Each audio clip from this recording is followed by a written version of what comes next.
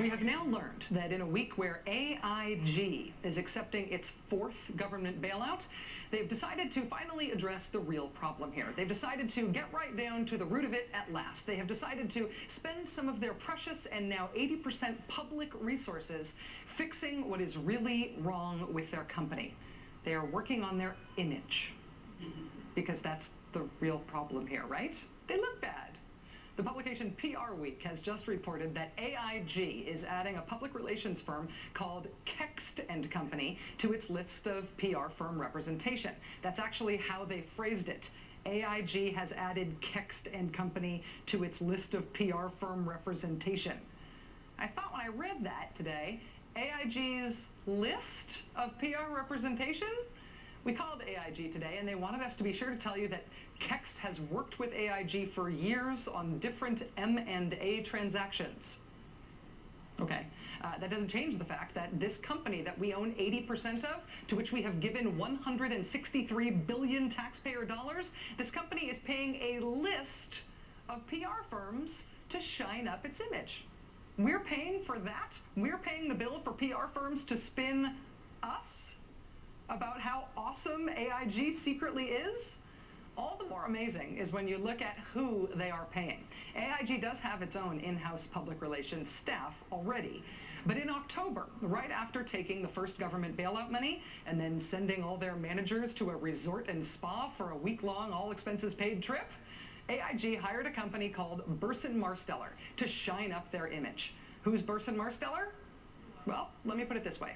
When Blackwater killed those 17 Iraqi civilians in Baghdad, they called Burson-Marsteller. When there was a nuclear meltdown at 3 Mile Island, Babcock and Wilcox, who built that plant, called Burson-Marsteller. The Bhopal chemical disaster that killed thousands of people in India, Union Carbide called Burson-Marsteller. Romanian dictator Nicolae Ceausescu, Burson-Marsteller. The government of Saudi Arabia, 3 days after 9/11, Burson-Marsteller. The military junta that overthrew the government of Argentina in 1976. The generals dialed Burson-Marsteller. The government of Indonesia, accused of genocide in East Timor, Burson-Marsteller. The government of Nigeria, accused of genocide in Biafra, Burson-Marsteller. Philip Morris, Burson-Marsteller. Silicone breast implants, Burson-Marsteller. The government of Colombia, trying to make all those dead union organizers not get in the way of a new trade deal, they called Burson-Marsteller. Do you remember aquadots? Little toy beads coated with something that turned into the date rape drug when kids put the beads in their mouths and all those kids ended up in comas? Yeah, even the date rape drug aquadots people called Burson-Marsteller. When evil needs public relations, evil has Burson-Marsteller on speed dial.